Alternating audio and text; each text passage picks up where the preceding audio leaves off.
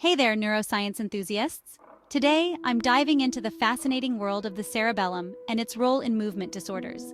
The cerebellum, that small yet mighty part of our brain, helps us refine our movements and learn new motor skills. But when it's damaged, it can lead to a range of abnormal movements. Patients and mouse models with cerebellar damage can experience ataxia, dystonia, or tremors. Ataxia makes movements uncoordinated and unbalanced. Dystonia causes muscles to work against each other, leading to atypical body positioning. And tremors, well, they bring those disruptive, shaky movements.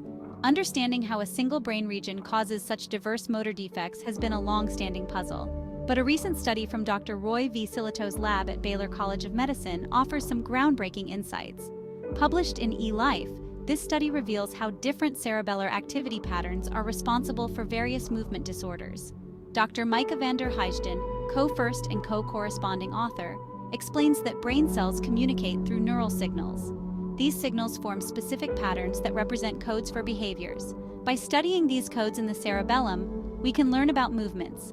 The team built a computational model to compare cerebellar activity in healthy mice and those with ataxia, dystonia, and tremors. They found distinct neural codes for each disorder. Dr. Amanda Brown, co-first author and postdoctoral fellow, adds that they tested other disease models to see if different origins of abnormal movements affected the neural codes. They discovered that the neural signals in mice with similar movement disorders were the same, regardless of the disease's origin.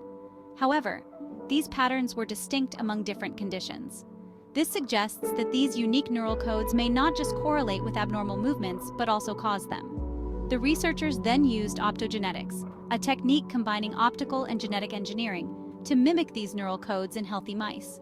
By altering the light patterns on the cerebellar neurons, they could switch the cell's activity from a healthy code to a disease code. When they did this, the healthy mice exhibited ataxic, dystonic, or tremor behaviors depending on the induced pattern. This means each disease-associated neural pattern alone is sufficient to cause distinct dysfunctional behaviors, even in healthy brains. Dr. Sillitoe's findings provide strong evidence for the role of unique cerebellar activity patterns in generating different movement disorders. In healthy animals, movements are regulated by a range of activity patterns. Movement disorders occur when neurons shift to a code that promotes one of these dysfunctional movements. This study highlights the importance of studying cerebellar neural signals in both health and disease.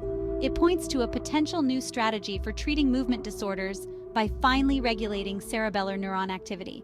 Exciting times ahead in neuroscience. Thanks for tuning in and stay curious.